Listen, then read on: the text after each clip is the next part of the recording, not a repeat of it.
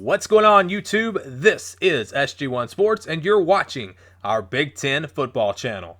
Steve, I'm going to start this off on a bit of a different note. I believe you have told me several times that Jim Harbaugh was your all-time favorite and is your all-time favorite Michigan player.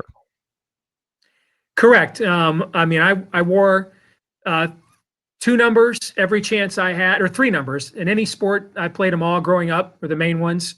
And I tried to wear number 9 in baseball as much as I possibly could for Roy Hobbs and The Natural, one of my all-time favorite movies. I tried to wear 41 in basketball as often as I could for Glenn Rice.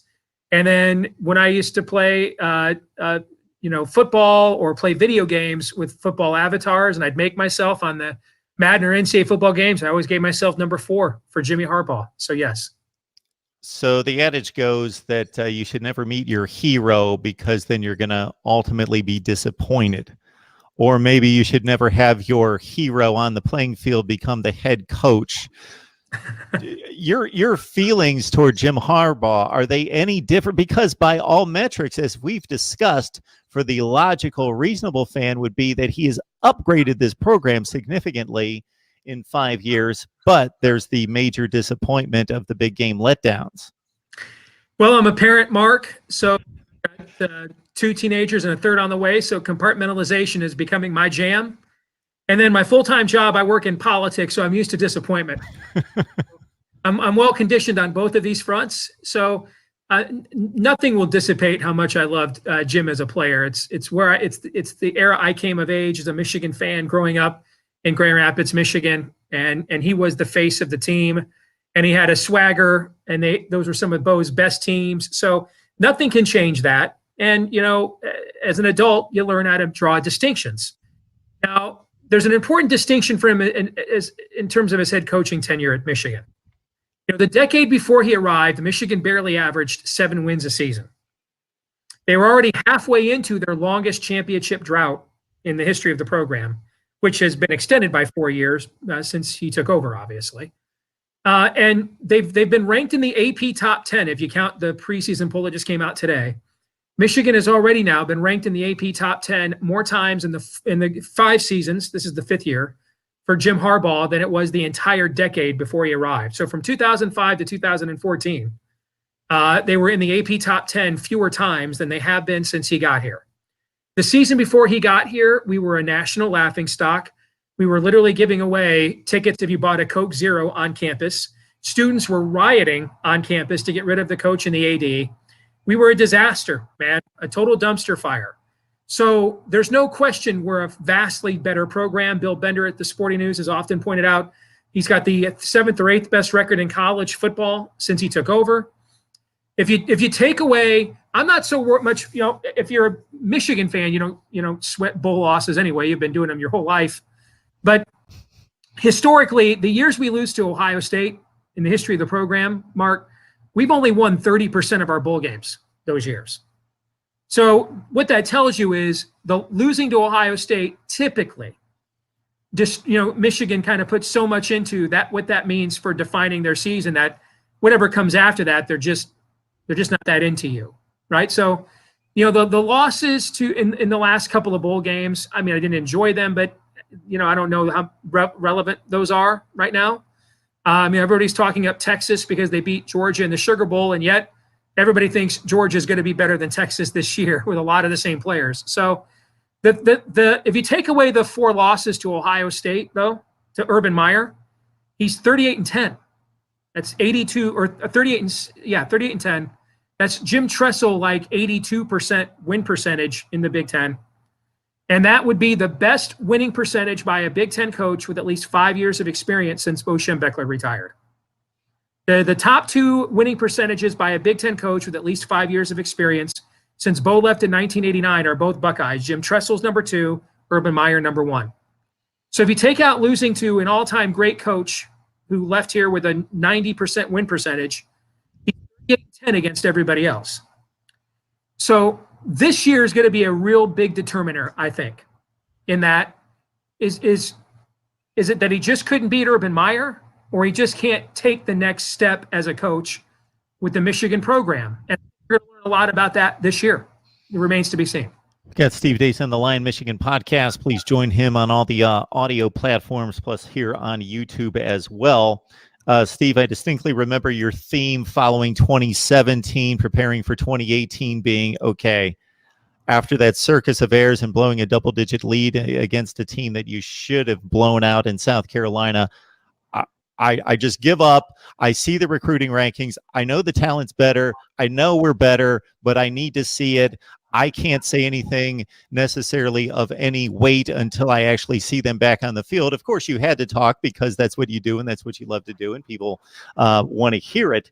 But what has been the theme following another Ohio State loss, another failed quest toward a championship, maybe not even taking into account the Florida game because there were certain conditions involving players missing the game that tampered with that score, I believe.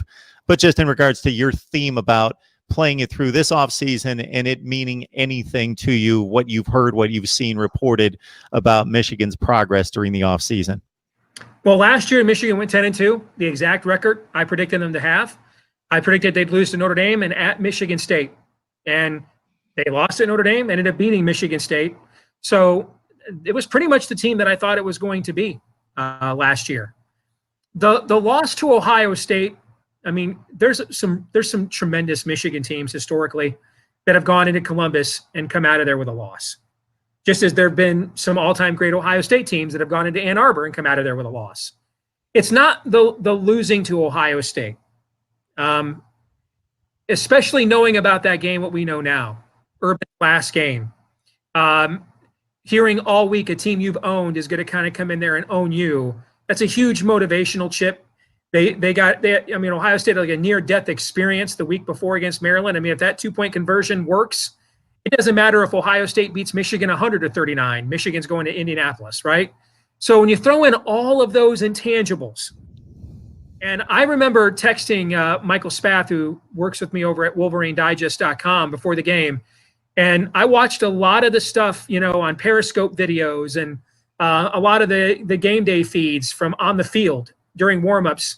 And man, Michigan just looked really tight to me. Like maybe too much self-awareness. They were maybe too much aware of kind of the situation that was at stake. It was the 62-39. You go in there and lose even by maybe a touchdown or two, but it was competitive the whole way. But it was humiliating. Devin Bush got knocked out of the game. David Long got knocked out of the game. They're down. They kept it within one score until about the last quarter and a half, and they're still back there running play action pass, back quarterback, back to the line of scrimmage, 5-7 step drops. It's like watching film of Bo's teams in the 70s, where that famous play against Indiana with Anthony Carter, where they beat Lee Corso in the last play of the game. They ran a play action pass with 2 seconds left. Like the Indiana linebackers thought Michigan was going to run the ball there, Mark. Okay. But that's what passing games were back in the day. So go back and watch that game, man. Shay's like doing play action pass, 7-step drops. He turns around and, Chase Young's down his throat. What the hell was that? Okay. It was so humiliating. I did something I have never done before as a Michigan fan, and I lived through Brady Hoke, Rich Rod. I didn't finish the game.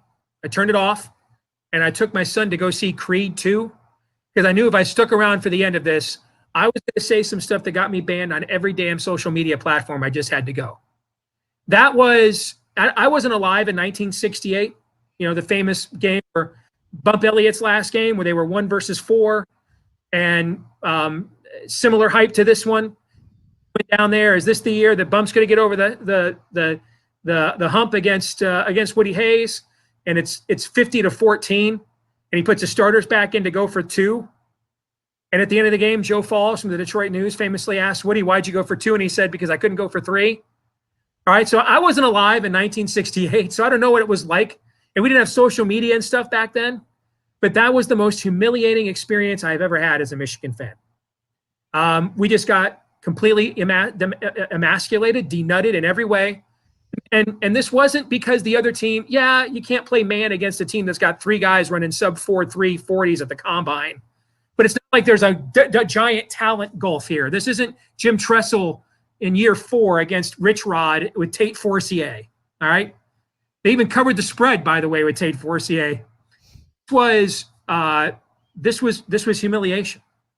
And it clearly caused an existential moment for the Michigan program.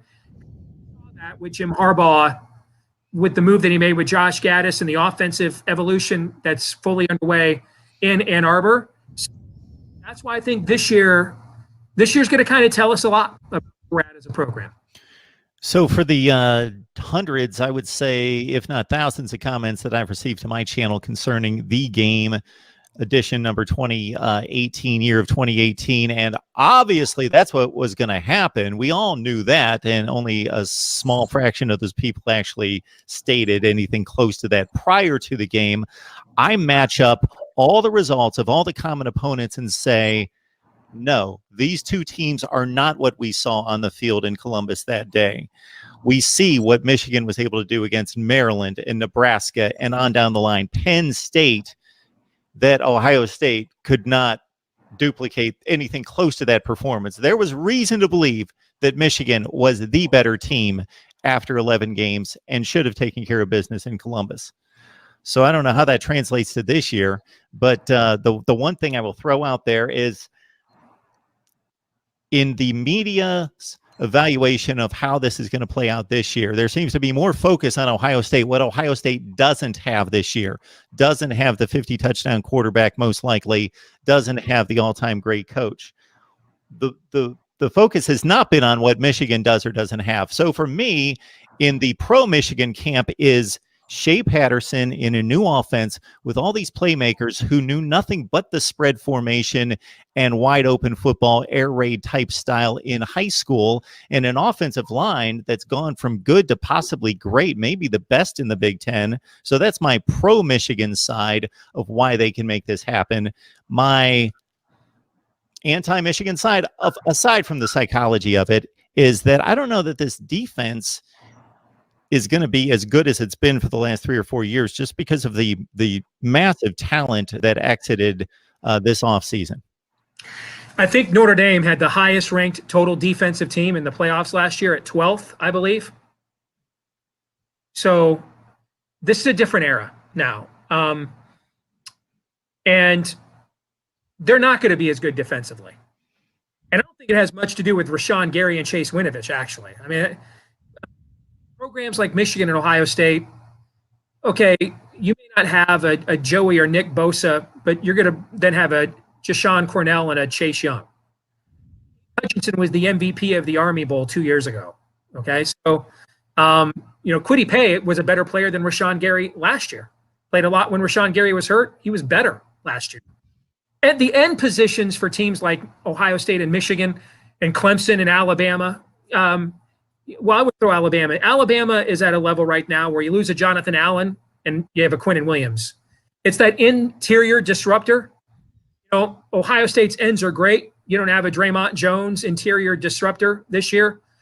Those are so rare. There's only a couple of programs. Even Clemson, I've listened to lots of interviews with their beat writers. They're like, listen, guys like, I think it's Xavier Alford is his name, or one of those guys. We're not going to miss a beat from him to the guys we had there before. We don't have another Christian Wilkins or Dexter Lawrence, though, pushing the interior of the pocket. But ends are really, for elite recruiting programs, you're going to find new defensive ends. You're going to get those every year. I'm not worried about replacing Chase Winovich or Rashawn Gary. The reason they're going to be worse defensively is they're going to play a hell of a lot more snaps now, Mark. I mean, they're going to be on the field more. This is not going to be a team that's going to value time of possession. They're going to do almost a total 180 in terms of their pace of play. So when you're on the field more defensively, you're just going to be worse defensively. That's one of the reasons why Notre Dame had the number 12, the best total defense last year. Clemson and Alabama's offenses were so explosive. They were getting out to such huge leads. Their defenses were on the field more. Their backups were on the field more. That was somewhat similar with Ohio State last year. You go from this power spread with Urban Meyer, where the quarterback power run game, everything feeds off of that. And now you're running a modified air raid with a Dwayne Haskins playing sandlot ball, and you've got these receivers against man coverage where they outrun an angle or break a tackle, then they're housing you. And that exposed a young defense a lot more on the field than they had been. So that's going to happen to Michigan too. I mean, Don Brown's been here for 3 years. We haven't had a defense finish lower than number 3. I don't think we'll even have a top 10 defense this year. My guess would be we'll be somewhere in the top 20. But that doesn't matter in college football as much as it did 10, 15, 20 years ago. If you are not prepared to win on any given week, 45-37, you're not winning a national championship. That's just you're not making the playoffs. That's just the reality of the world of college football that we live in today, with the rules and what's a tackle, what's a targeting, up-tempo offenses, the amount of blocking downfield you can do in college compared to the NFL. All of those rules, nuance, you need to tilt more to being more of an offensive program than a defensive one. I mean, look at Oklahoma. They couldn't freaking stop a cold the last. They've been in the playoffs or a playoff contender every year of the playoff era. So that's the world that we live in today, and Michigan is now joining that world. So I think Michigan's going to be about as good as they were last year. It'll just look differently. The offense will be better. The defense will take a step back, kind of change places.